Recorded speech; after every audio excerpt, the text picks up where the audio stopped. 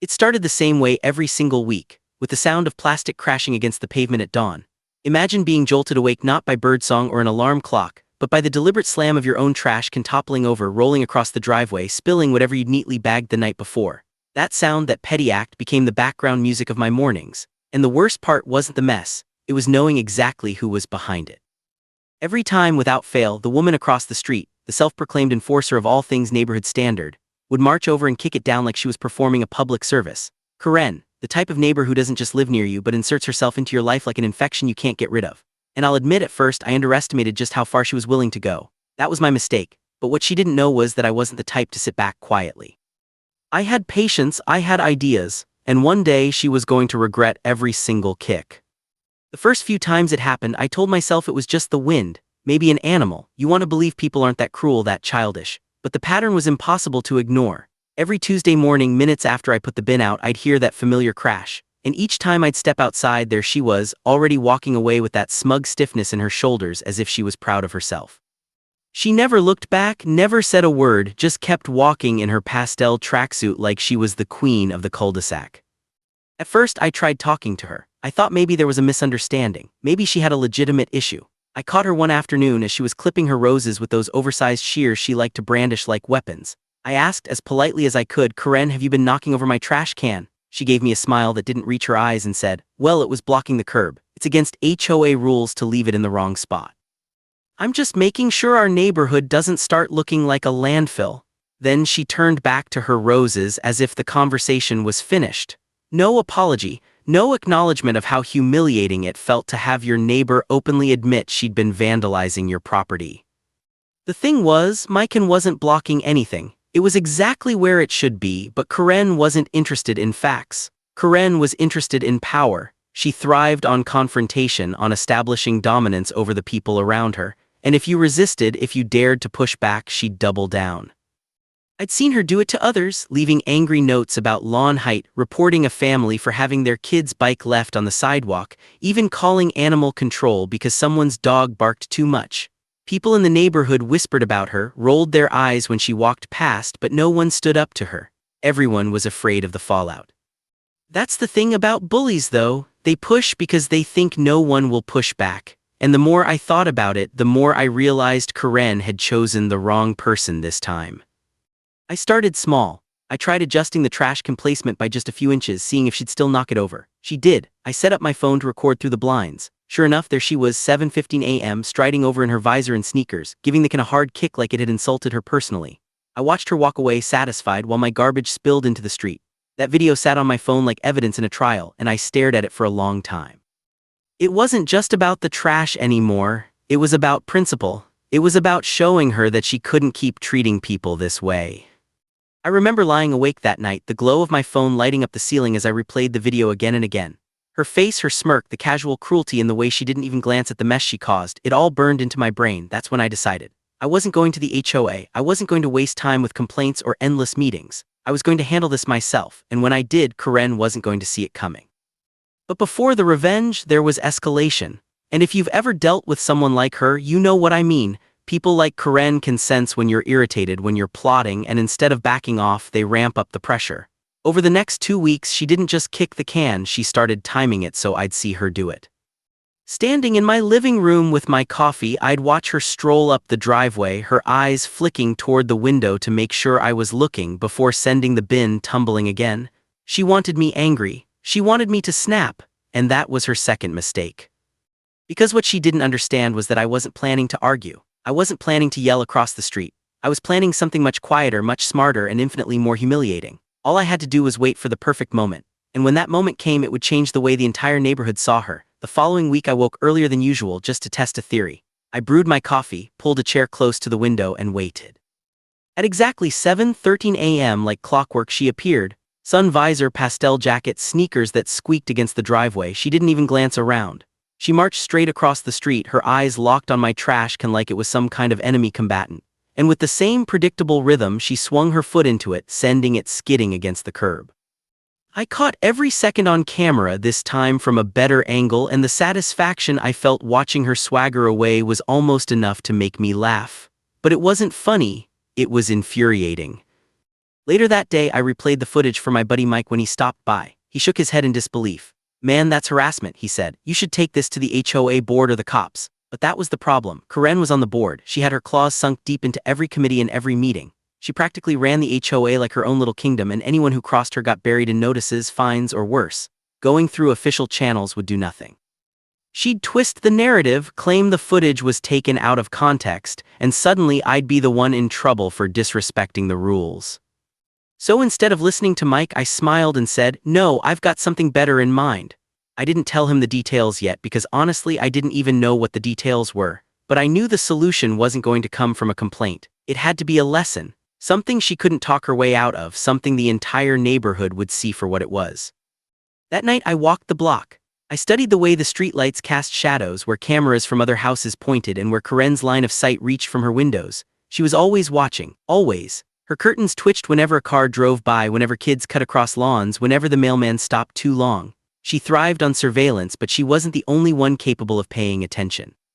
I thought about setting up deterrents, a motion-activated sprinkler maybe, or one of those alarms that blared when someone got too close. But the more I considered it, the more I realized that would only escalate things in the wrong way. She'd use the noise as proof that I was disturbing the neighborhood. No, what I needed was subtlety. A setup she couldn't anticipate, one that would reveal her for exactly who she was without me lifting a finger. The turning point came the next morning when I caught her staring at me as I carried the trash can to the curb. She stood at the end of her driveway, arms crossed, eyes sharp with that smug gleam of superiority. "Careful where you put that," she called out loud enough for the neighbors to hear. "We wouldn't want another violation." Her voice dripped with mock sweetness, but every word was meant to sting. I smiled, forcing calm into my tone. "Don't worry, Karen, I've got it handled." And I meant it, because by then the plan had started forming in my head, and every smug word out of her mouth only fueled it. The first step was research. I spent hours scrolling through forums, reading about HOA disputes and petty neighbor wars. It was both horrifying and inspiring how many people had dealt with Karens of their own. But one story in particular stood out. A man had caught his neighbor repeatedly damaging his property, and instead of yelling or retaliating, he installed something clever, a camera disguised so well the neighbor didn't realize she was being recorded. When she finally crossed the line in front of an audience, the footage went viral among their community. Her reputation crumbled overnight. That was it, that was the key. Karen lived off her reputation, off the fear and compliance of everyone around her. If I could take that away, expose her for what she really was, she'd lose her power. The HOA board, the endless complaints, the constant intimidation, it would all crumble the second people saw the truth. So I bought the equipment, not just one camera but several, small enough to hide but sharp enough to capture every detail. I mounted one inside a fake birdhouse, another tucked behind the hedges, and a third angled from my garage. The setup was perfect. No matter where she approached from, I'd have her on record, and the best part, she'd never know. When Tuesday rolled around again, I didn't just sit by the window. I sat back with confidence, sipping my coffee, knowing that this time her little performance wouldn't just annoy me, it would trap her. At 7:15 sharp she appeared. Same outfit, same sneer, same routine. She sauntered across, looked right at my house as if daring me, and kicked the bin with extra force. The crash echoed across the street, louder than usual, trash spilling into the gutter. She walked away smiling. But what she didn't realize was that this time, the entire act was captured from 3 angles. Crisp, clear, undeniable. It was no longer her word against mine, it was fact. I leaned back in my chair, my pulse steady, my mind racing with the possibilities. I could post it. I could send it to the HOA mailing list. I could show every single neighbor what their self-appointed queen really did when no one was looking. And yet something in me said to wait, because as satisfying as it was to have the evidence, I knew Karen. If I played my hand too early, she'd twist it, claim I doctored the video, accuse me of harassment. No, the trap needed to be bigger. The stage needed to be public. She had to expose herself in front of everyone with no way to escape. And that's when I realized Trash Day wasn't the only time Karen liked to enforce her power. She lived for HOA meetings, for standing at that podium and preaching about rules and standards like she was the neighborhood savior. What if I could turn her own stage into the place she finally fell? The next HOA meeting was circled on my calendar like a battle date. Karen lived for those evenings. She'd arrive early, binder in hand, every page stuffed with regulations, bylaws, and her handwritten notes about who violated what. She thrived under the fluorescent lights of the community center, standing at the podium like a queen addressing her court. For her, it wasn't about order. It was about domination. Every fine handed out, every rule enforced added fuel to her ego. And I knew if she was going to fall, it had to be here on the stage she built for herself. The days leading up to the meeting were tense. I kept collecting footage, never saying a word. Every Tuesday the trash can went out, and every Tuesday she strutted across the street to topple it like a ritual. My cameras captured it all: her smirk, her quick glance toward my windows, the satisfaction as she walked away leaving garbage scattered across the street. It was almost too perfect, like she was rehearsing her own downfall. I thought about confronting her directly, maybe throwing the footage in her face, but that would have been too easy, too private. Karen's power didn't come from what she did in the dark corners of the neighborhood. It came from the public spectacle, the fear she inspired when she wielded her authority. So her defeat had to be public too, witnessed by the very people she lorded over. That Saturday I drove to the community center under the glow of the setting sun. The parking lot was already filling up, neighbors carrying their own grudges in silence. Some clutched folders of appeals or questions, but most just came to watch Karen dictate the rules. Inside, the folding chairs were lined up in neat rows, the air thick with quiet tension. Karen was at the front, papers spread across the table, her smile wide but sharp as she chatted with the other board members. She spotted me when I walked in and gave me the kind of smirk that said, "You don't belong here." I sat near the middle, camera bag at my feet, though I knew I wouldn't need it. I'd already prepared what I needed. The meeting started as it always did: formalities, budgets, maintenance updates. People barely paid attention. Everyone was waiting for the real show. And right on cue, Karen stood. She adjusted her visor, cleared her throat, and launched into her favorite part: violations. First, she began, voice ringing with authority. "I'd like to remind residents that trash receptacles must be placed curbside no earlier than 6 a.m. and must not obstruct the roadway. Several homeowners have repeatedly failed to comply." Her eyes flicked toward me, a pointed dagger disguised as a glance. "We cannot allow standards to slip, or this neighborhood will begin to look like a junkyard." A few people murmured agreement, others shifted uncomfortably, but no one dared challenge her. She thrived on that silence, the unspoken fear that speaking up would only bring her wrath. That's when I raised my hand, calm, steady. She blinked, clearly surprised I'd dare interrupt her monologue. "Yes," she said, her voice clipped. "I'd like to address that point," I said evenly, "specifically the claim about trash receptacles being mishandled." A ripple moved through the room. Karen tilted her head, her smile widening. "Of course you would. You've been one of the repeat offenders, haven't you?" She said it loud enough for everyone to hear, her words dripping with mock pity. The crowd chuckled nervously. She thought she had me cornered. I leaned forward, hands folded calmly. "Actually," I said, "I'd like to share some evidence with the board and the community." And with that, I pulled out a small remote and tapped the button. The projector on the far wall flickered to life.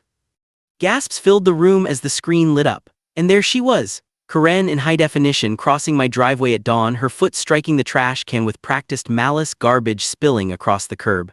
The room fell silent except for the sound of her own actions echoing through the speakers. Clip after clip played, each one from a different angle, each one unmistakable. Karen froze, her face drained of color, her mouth opening and closing as if she could swallow the footage back into silence. This is taken out of context," she stammered, her voice shrill. "I was simply correcting a violation." But the room wasn't buying it. Whispers spread like wildfire, people leaning in, shaking their heads, their long-held frustrations bubbling up. They had all suffered under her scrutiny, her petty fines, her constant surveillance. And now, for the first time, they saw her exposed not as a protector of the neighborhood but as its tormentor. I let the footage loop once more, then turned off the projector. The silence that followed was heavier than any shout. Finally, someone from the back spoke up. "Looks to me like you're the one violating property, Karen." A murmur of agreement followed, then another voice. "She fined me for having my lawn 2 inches too long, and all this time she's been knocking over trash cans." Karen's composure crumbled. She raised her hands, trying to regain control. "This is slander. I won't be humiliated like this." But the damage was done. The spell she had over the neighborhood was broken, shattered by her own arrogance. I sat back, calm and steady, my heart thudding with satisfaction. This was only the beginning. She thought she could use the HOA as her throne, but I just pulled the rug out from under her. And something told me after tonight, Karen's reign wouldn't last much longer. The meeting ended in chaos. People didn't rush to leave the way they usually did. They lingered, buzzing with whispers and nervous laughter. Some neighbors glanced at me with quiet nods of thanks, while others openly smirked at Karen, who was gathering her papers with trembling hands. Her cheeks burned red, and for once her voice failed her. She muttered something about defamation and legal action, but it sounded weak, hollow, a far cry from the iron tone she usually wielded. The board members avoided her eyes. They had ridden her wave of authority for years, but now that wave had crashed. As she stormed out of the community center, her sneakers squeaking against the polished floor, she caught my gaze. Her eyes were sharp, filled with venom, but beneath it was something else: fear. For the first time since I'd moved into this neighborhood, Karen looked small, not powerless, not yet, but shaken. I knew that look well. It was the look of someone plotting a comeback, and I knew she wouldn't go quietly. Over the next few days, the atmosphere around the cul-de-sac shifted.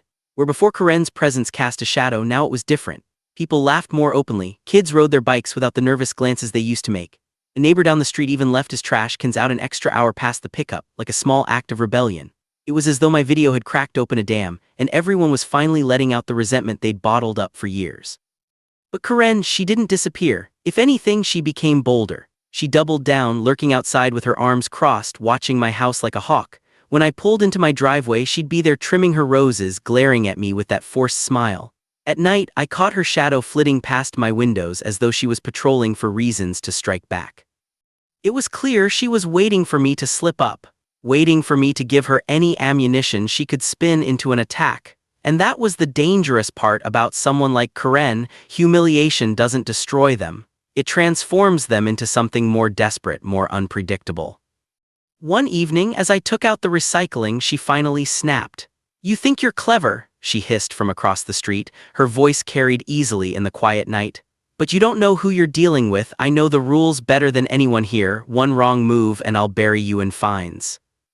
I didn't answer. I simply placed the bin neatly at the curb and walked back inside. Silence, I knew, was more powerful than words. It drove her crazy not to get a reaction, and inside I reminded myself of the truth: she had already buried herself. The neighborhood had seen what she was. No matter what she tried, her power was slipping. Still, I stayed alert. I reinforced my cameras, adjusted their angles, made sure nothing escaped their lens, and it wasn't long before my caution paid off. Because a week later, Karen made her next move. It started small, anonymous notes tucked under my doormat accusing me of being a nuisance. Then came the phone calls, blocked numbers, silence on the other end, then a click. I knew it was her. The timing, the pettiness, it all screamed Karen. She wanted me rattled. She wanted me to break before she did. But the breaking point wasn't mine. It was hers. Because on the following Tuesday at the crack of dawn, she did something she thought would restore her throne. She didn't just knock over my trash can. She dragged it across the street, tipped it over directly in front of her driveway, and then, unbelievably, began taking pictures. She posed them to look like I had blocked her property, like I was the one violating the rules. Her plan was clear: present those photos to the HOA board, twist the story, and reclaim her grip on the neighborhood. The problem for Karen was that my cameras saw everything. From the moment she marched across, to the way she grunted pulling the bin, to her snapping the staged photos, it was all caught every second. And this time I wasn't the only one who noticed. My next-door neighbor, Mrs. Alvarez, had been walking her dog at that exact hour. She saw Karen in the act, her jaw dropping as Karen tried to spin reality right in front of her. By noon, Mrs. Alvarez was at my door, furious. "She tried to tell me you did it," she said, shaking her head. "But I saw her, clear as day. You've got to use that footage. Everyone needs to see." For the first time, it wasn't just me against Karen. The neighborhood had a witness, a real, undeniable voice to back up the truth. And in that moment I realized Karen wasn't fighting for control anymore. She was thrashing, desperate, clawing for relevance. And the harder she fought, the deeper she sank. That night, as I sat at my computer reviewing the latest clips, I felt something shift inside me. At first, all I'd wanted was to stop the harassment, to make her leave me and my trash can alone. But now it was bigger. She'd waged war against the entire street, twisted the rules to torment people, and finally tried to frame me. I leaned back in my chair, watching the video one last time. Karen dragging the trash can, her face twisted in determination. Karen posing with her phone, snapping pictures like she was the hero. Karen lying without a blink. She had given me everything I needed, and I wasn't going to waste it. By the time the weekend rolled around, the story was spreading like wildfire. Not because of me, but because neighbors had started talking. Mrs. Alvarez, bless her heart, couldn't keep quiet. She'd seen Karen dragging my trash can across the street with her own eyes, and when she told her friends, it didn't take long before the whole cul-de-sac knew. And when people know, they stop being afraid. I noticed it in the small ways first. Neighbors who used to avoid eye contact when Karen walked by now met her gaze, chin lifted, defiance in their stare.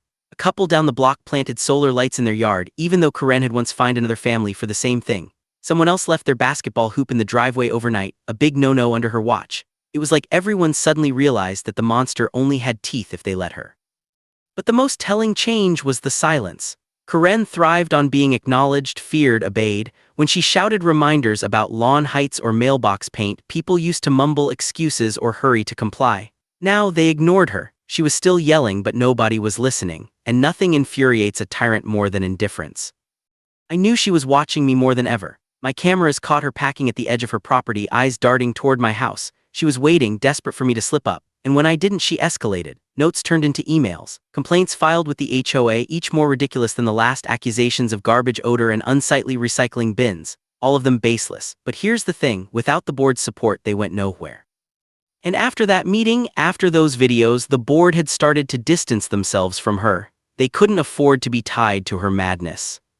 Still, I wasn't satisfied with letting her stew in her own anger. She had spent years tormenting this neighborhood, and if I let her fade quietly into the background, she'd only bide her time until the fear crept back.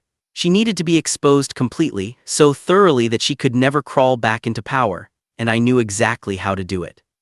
The opportunity came with the next HOA gathering, a community barbecue meant to bring neighbors closer together. Normally, those events were painfully awkward, with Karen patrolling the tables, reminding people not to spill drinks on the grass or to keep their kids from running near the flower beds. But this time the energy was different. People were fed up. They wanted relief. They wanted a show, and I was more than ready to give them one. I set everything up in advance. The footage wasn't just sitting on my hard drive anymore, it was edited, clipped into a neat little package that told the full story. Every kick, every smirk, every staged photo cut together like a highlight reel of petty tyranny, and at the end I added one simple caption: "This is who's been enforcing your rules." When the barbecue began, the neighborhood gathered at the park. The smell of burgers and charcoal filled the air, kids darted between picnic tables, laughter bubbled in the places where for years Karen's scowl had snuffed it out. She stood at the edge of it all, arms folded, clearly uncomfortable that the focus wasn't on her. I waited until the food was served, until people were relaxed, when conversations hummed. Then I pulled out the projector I'd borrowed from a friend. "Hey everyone," I said casually, loud enough for the group to hear. "Since we're celebrating community, I thought it might be fun to share something we've all missed." Heads turned, curiosity sparked. Karen's face tightened. She must have known. The screen lit up and the reel began. Gasps, then laughter, then outright outrage filled the park as clip after clip of Karen's antics played in front of everyone. She tried to interrupt, shouting, waving her arms, but no one listened. They were too busy watching the queen of the HOA exposed for what she really was, a petty bully knocking over trash cans at dawn, posing for fake photos, sneering as she scattered garbage in the street. By the time the reel ended, the silence was deafening. Then, slowly, a cheer broke out. Someone clapped, then another, until the entire park was roaring with applause. Karen stood frozen, her face twisted, humiliated, trapped in the spotlight she had once craved.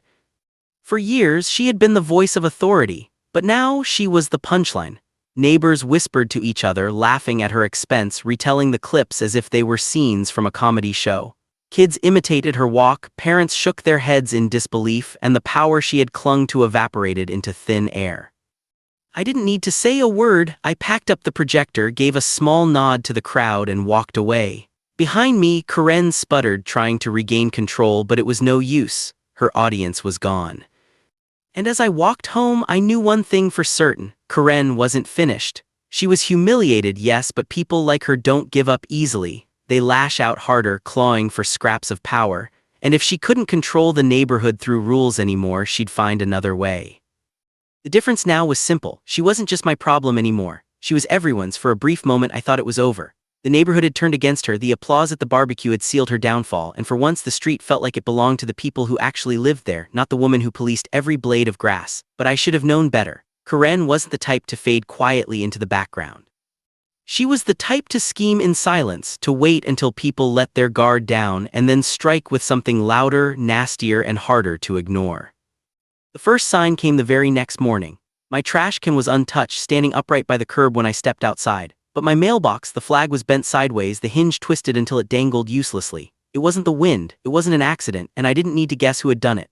Karen had traded her passive-aggressive kicks for something bolder, something that sent a message. If I embarrassed her, she'd escalate. That night, I sat on my porch, waiting. The cicadas hummed in the trees, the streetlights flickered against the pavement, and I could feel her eyes on me from across the way. Curtains twitched, shadows shifted. Karen was there, watching. I kept calm, sipping my drink, pretending not to notice, because I already had the cameras rolling. When midnight came, so did she. At first it was just the faint sound of footsteps, then the creak of my recycling bin. The camera caught her lifting the lid, peering inside like she was hunting for a crime to pin on me. Then she tipped it, spilling cans across the driveway, her lips curled into a satisfied grin. She thought she was winning. She thought she was clever, but she didn't know she was being recorded from 3 angles, each one capturing every move, every twitch of her smug expression. The next day I debated releasing it, posting it online, blasting it to the HOA board, handing it over to every neighbor who still doubted. But something stopped me. Because this time it wasn't just petty, it was desperate, and desperation is dangerous. She wasn't just humiliating me anymore, she was testing how far she could go. If I pushed back too quickly, she'd escalate again. And the truth was, I wanted her to. I wanted her to show everyone just how unhinged she really was. And oh, she did. 2 nights later, around 3 in the morning, I woke to a noise I'll never forget. The sharp crack of glass shattering. I bolted upright, heart pounding, and ran to the living room. One of my windows was broken, shards glittering on the carpet like spilled stars, but nothing had been taken. The house wasn't breached. It was just vandalism, a warning, a declaration of war. I checked the footage, and there she was, Karen, hunched and frantic, a rock still clutched in her hand as she scurried back across the street. Her composure was gone. No smug smile this time, just raw panic in the way she moved. And for the first time I realized something important. She wasn't just angry, she was losing control of herself. When the police arrived, I played them the footage. They watched silently, exchanged a look, and then asked if I wanted to press charges. The temptation was strong, so strong, but I shook my head, not yet, because charges would just give her a stage to claim victimhood, to twist the story like she always had. I wanted something final, something no courtroom argument could undo. Word spread fast anyway. By morning the neighborhood was buzzing. Broken glass doesn't stay a secret, especially not when Karen's house sat directly across the street from mine. People whispered, glanced at her yard, shook their heads. Some even came to me privately, offering support. "She's gone too far," one neighbor said. "You should end this." And they were right, but ending it wasn't as simple as calling the cops. Karen's power wasn't just in what she did, it was in how she convinced others to see it. She'd been painting herself as the hero for years, the lone defender of the HOA rules. If I wanted this to stick, if I wanted her reign to collapse completely, I had to show everyone that her mask was gone for good. So I waited. I let her dig deeper, watched as she prowled at night, muttering to herself on the sidewalk, yanking out her phone to snap photos of anything she could spin into a violation. And while she spiraled, I collected it all. Every video, every note, every rock through a window. Because soon, very soon, I was going to put it all together. Not just a reel of her kicking trash cans, but the full saga of her downfall. A documentary of her tyranny, edited frame by frame. And when the neighborhood saw it, when the board saw it, there would be no comeback, no excuses. Karen thought she was playing a game of intimidation. She didn't realize I was writing her ending. The neighborhood had seen cracks in her mask before, but now those cracks were splitting wide open. Karen wasn't the smug rule enforcer anymore. She was the unstable neighbor packing the sidewalk at 2 a.m., muttering to herself, clutching her phone like a weapon. People were nervous, yes, but more than that, they were tired. Tired of the drama, the surveillance, the threats. And tired of living under the shadow of a woman who couldn't accept her own fall from grace. That was when I knew it was time to finish this. No half measures, no small victories. If Karen was going to keep pushing, I was going to pull the rug out from under her once and for all. And it wasn't going to be in private. It had to happen where everyone could see, where no twist of words could save her. The next HOA meeting was scheduled for Thursday night. Fitting, I thought, that the very place she'd built her kingdom would be the place it finally crumbled. But this time I wasn't coming with just one clip or a handful of images. I was coming with the entire story, an unbroken chain of evidence that would strip away every ounce of credibility she had left. For days I worked on it. Late nights hunched over my laptop, trimming footage, adjusting sound, splicing it all into a single seamless narrative. It started with the trash cans, of course, but it didn't stop there. The staged photos, the mailbox damage, the broken window. Her late-night prowls, her frantic eyes darting into the shadows as she searched for new ways to frame me. Every moment she thought no one was watching, I had captured. Every lie she had told was now exposed as truth on video. By the time I was finished, the reel ran over 20 minutes. Long enough to leave no doubt, short enough that no one could dismiss it as edited for drama. It wasn't entertainment, it was evidence, and it wasn't just mine. Mrs. Alvarez contributed her testimony, others had recorded Karen screaming at their kids or scribbling notes to leave on doorsteps. When I put it all together, it wasn't just my story. It was the neighborhood's story. Thursday came and the community center was packed. More people than I'd ever seen at an HOA meeting, the air buzzing with anticipation. Karen sat at the head of the table, shoulders tight, her smile plastered on like a mask that threatened to crack at any second. She knew something was coming. She could feel it in the way people weren't looking at her with respect anymore, but with amusement, even pity. The meeting started the usual way, dull updates and financial reports, but everyone was restless, waiting, watching. And when Karen finally stood to launch into her usual tirade about upholding neighborhood standards, I raised my hand, calm, steady, deliberate. "I'd like to present something to the board," I said. A hush fell over the room as I walked to the projector. Karen stiffened, her eyes narrowing. "This again?" she snapped, trying to keep control of the narrative. "We've already been subjected to your so-called evidence. This meeting isn't about personal vendettas." But her voice faltered when the first clip appeared on the wall. There she was, in crystal clarity, kicking the trash can, smirking as garbage scattered across the curb. The room murmured. Then came the staged photos, the ridiculous way she dragged the bin across the street, the snapshots of her crouching in the dark with her phone angled like she was a detective on a case. And then, the window. The moment the rock shattered glass in the dead of night, her silhouette illuminated by the street lamp. Gasps rippled through the room. Some people cursed under their breath. Others shook their heads, stunned that the woman who had fined them for lawn ornaments was now caught on camera committing vandalism. I let the footage play piece by piece until the story was complete. Karen, the self-proclaimed protector of the neighborhood, revealed as its tormentor. By the time the reel ended, the silence was thick enough to choke on. Her mask broke, she jumped to her feet, voice shrill. "This is harassment, he's stalking me, editing videos to make me look bad." Her words were wild, desperate, and the more she spoke, the worse it got. Neighbors shouted back, voices rising over hers. "We've all seen you, Karen. You fine me for grass clippings and this is what you do. You should be ashamed." The board members, once her allies, now sat stone-faced, their eyes downcast. Finally, one of them, an older man named Harris, spoke. "Karen, we can't ignore this. We can't let you continue on the board after this." Her face twisted. "You can't remove me. I am this board."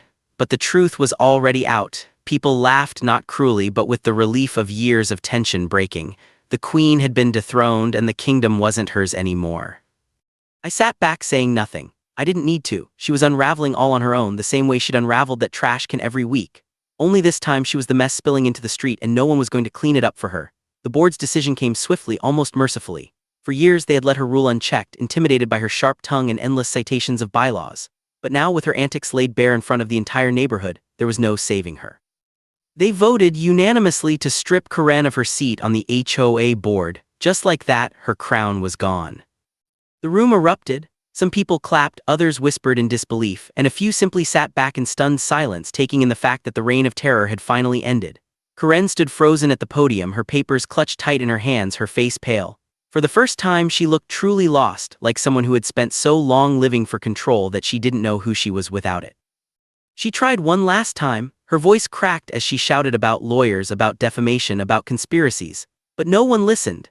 Neighbors who once cowered under her scolding now turned their backs, chatting with each other, ignoring her tantrum.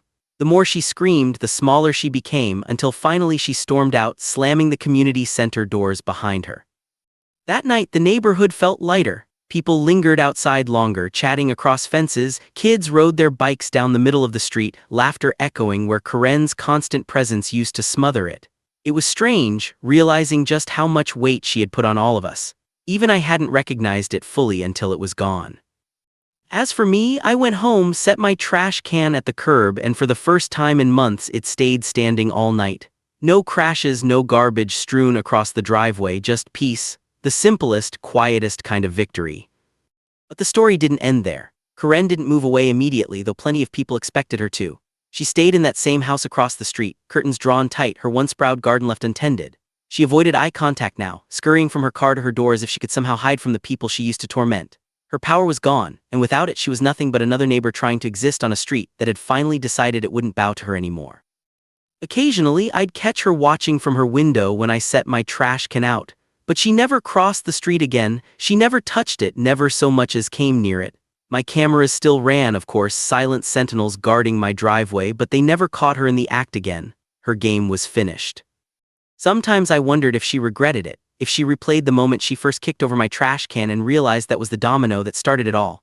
Maybe she thought she could get away with it forever. Maybe she thought people would never stand up to her. But the truth was, bullies always underestimate the strength of the people they step on. And in the end, her downfall wasn't just because of me. It was because everyone finally saw her for who she was. The best part, the neighborhood didn't just survive Karen, it thrived without her. New committees formed, led by people who actually wanted to help instead of control.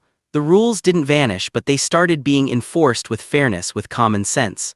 For the first time, it felt like we were living in a community instead of under a dictatorship. And me, well, I still put my trash can out at 7:15 every Tuesday morning. Only now when I hear the plastic wheels scrape against the pavement, it doesn't come with dread, it comes with relief. Because I know it'll be there when I come back out, standing tall where it belongs. A simple thing maybe, but for me it's proof that sometimes the best revenge isn't just winning, it's watching the person who thought they could control you realize they've lost everything. Karen thought she was unstoppable, she thought she was untouchable. But in the end, she didn't see the one thing that would finally take her down: her own reflection caught on camera, exposed to the very people she once ruled. And that was the trash can she definitely didn't see coming.